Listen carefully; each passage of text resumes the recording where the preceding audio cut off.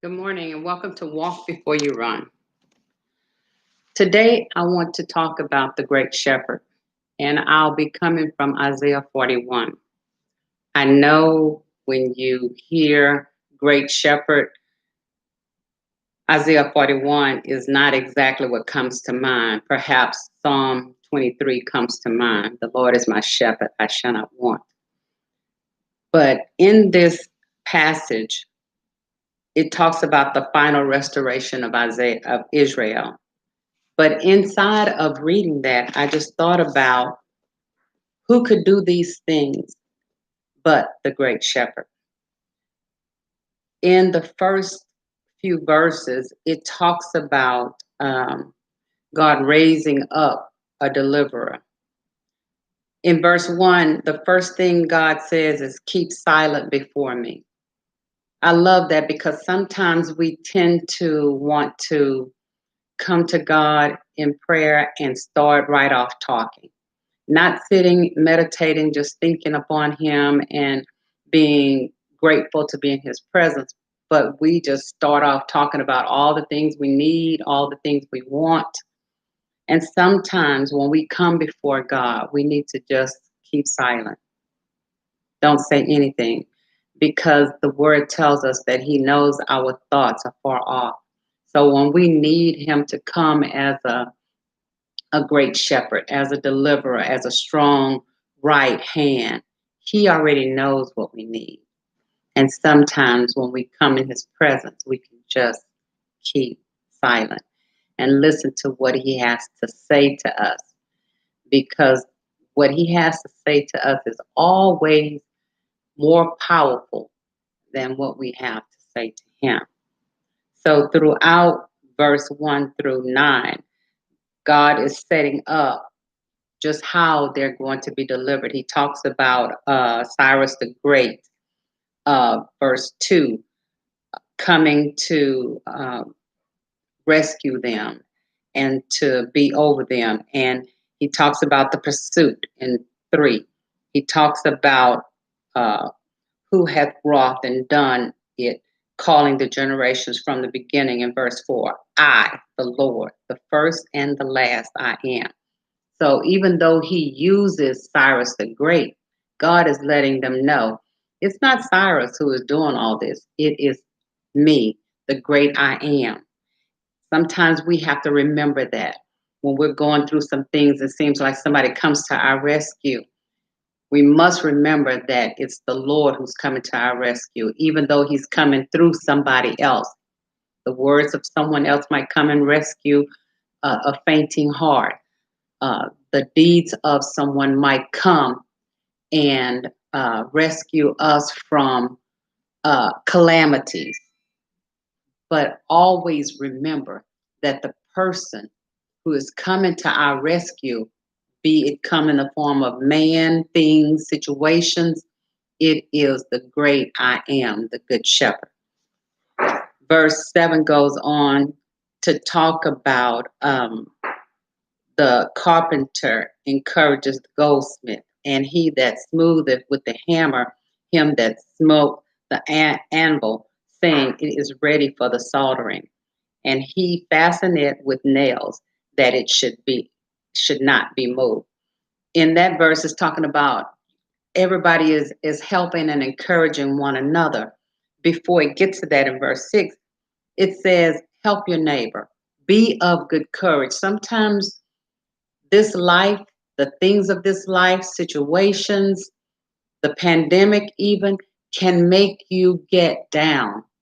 But God says, let's come in and help each other, be encouraged to keep it moving, keep going strong. Verse 8 says, but thou, Israel, art my servant Jacob, whom I have chosen, the seed of Abraham, my friend. We, through faith, are a part of the seed of Abraham because Abraham is considered to be the father of the faithful.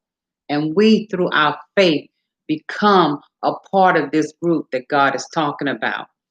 Verse 9 says, thou whom I have taken from the ends of the earth and called thee from the farthest regions, and said unto thee, Thou art my servant. I have chosen thee and not cast thee away.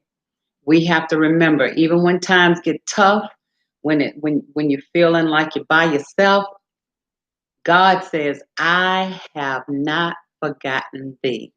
What a wonderful great shepherd he is. Verse 10 says, Fear thou not, for I am with thee. Be not dismayed, for I am thy God. I love that. He didn't say, I am the God. He said, I am thy God. So when times get stressful, when you're feeling down and blue, remember that God is not just the God of creation, the God of the universe. God says, I am your God. He is my God. Goes on to say, and said unto thee, Thou art my servant, I have chosen thee, and not cast thee away. 10 says, Fear thou not, for I am with thee. Be not dismayed, for I am thy God. I will strengthen thee. Yea, I will help thee. Yea, I will uphold thee with the right hand of my righteousness. Every time I think about the right hand of God, I think about strength. I think about power. And so he has the strength and the power to hold me, to hold you when you're going through some stuff. 11 says, Behold, all they that were incensed against thee shall be ashamed and confounded, and they shall be as nothing, and they that strive with thee shall perish. So when the enemy comes against you, just remember, they shall be as nothing. That enemy shall be as nothing. Look at verse 12. It says, Thou shalt seek them and shall not find them. Even them that contend with thee, they that war against thee, shall be as nothing and as a thing of naught. That means that it's not even going to be a memory. It's going to be totally gone. So don't, like Stevie Wonder said, don't you worry about a thing, because God will be standing by your side when you're checking things out. Verse 13 says, For I, the Lord thy God, I love that, thy God, mine. For I, the Lord thy God, will hold thy right hand. Remember, I told you, when I think about the right hand, I think about power. So when my right hand, my hand of power starts feeling weak, starts feeling helpless, hopeless, God says he's going to hold my right hand and say to me, say to you, fear not, I will help thee. I'm going to stop right there. That's just a powerful word about that great shepherd.